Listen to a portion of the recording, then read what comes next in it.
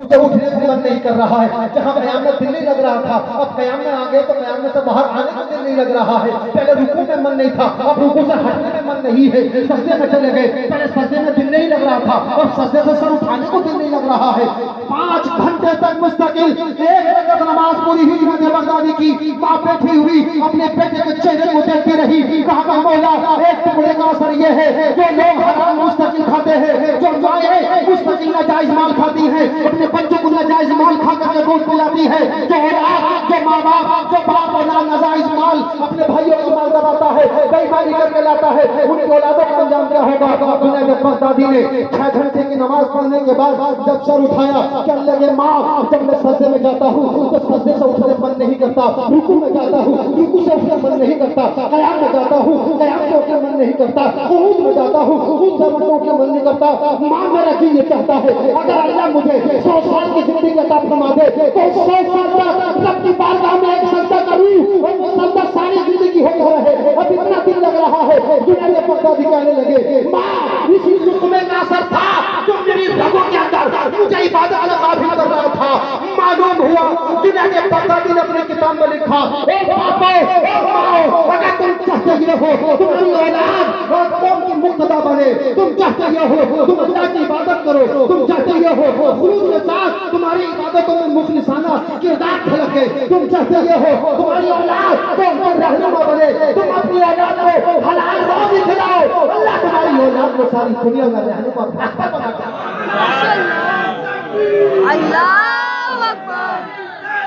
یا رسول اللہ, یا رسول اللہ, زندہ باد.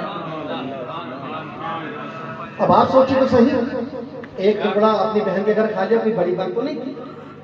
آج ہم بھی جاتے ہیں اپنی بہن کے گھر, یا آپ بھی جاتے ہیں, تو کوئی بڑی بات تو ہے نہیں, کچھ اٹھا کر کھا لیتے ہیں, اس میں پوچھنے کی ضرورت کیا ہے.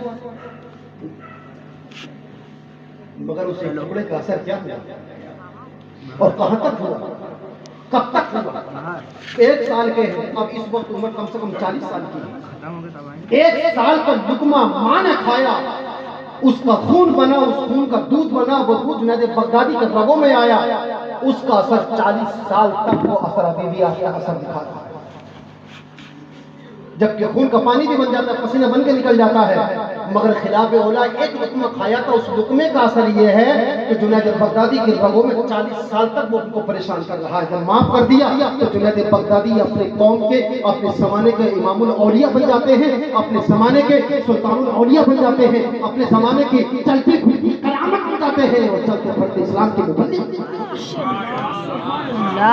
مائیں جب حرام کھاتی ہے تو بیٹا قاسم نانوتوی بنتا ہے, مائیں جب حرام کھاتی ہے تو بیٹا گستاخ رسول رشید احمد گنگوہی بنتا ہے, مائیں جب حرام کھاتی ہے تو بیٹا اسد علی خان بھی گستاخ رسول بنتا ہے, اور ماں علامہ نقی علی جب حلال کماتے ہیں اور ماں ان کی جب حلال کھلاتی ہے تو بیٹا امام احمد رضا بنتا ہے, باپ مفسر اعظم علامہ ابراہیم رضا ہوتے ہیں, تو سب سبحان اللہ. میرے والد احمد میں زیادہ ہو گئے, میں معافی چاہتا ہوں. خدا کی بارگاہ میں دعا ہے کہ مولا کریم ہم سب کو دینی تعلیمات پر عمل کریں. میرے اسلامی بھائیوں, اللہ نے اپنی اولاد دی ہے, اپنے رزق کو حلال کرو, اپنی عادت, اپنے اخلاق, اپنے کردار درست کرو. انشاءاللہ آپ کے بچوں کو پھر اخلاق اور کردار سکھانے کی ضرورت ہی نہیں پڑے گی. آپ با کردار بن جاؤ, تمہارے بچے خود بخود با کردار بن جائیں.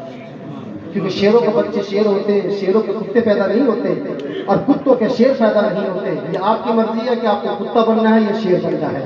ارے کتا جو بنے وہ بنے, ہمیں تو امام احمد رضا کا شیر, سبحان اللہ, ہمیں تو غوث اعظم کا شیر بننا ہے. کیا دبے جس پہ ہو حمایت کا پنجہ تیرا, شیر کو بھی خطرے میں لاتا نہیں تہ تیرا. غوث اعظم کے کتے بنو, بن نہیں ہے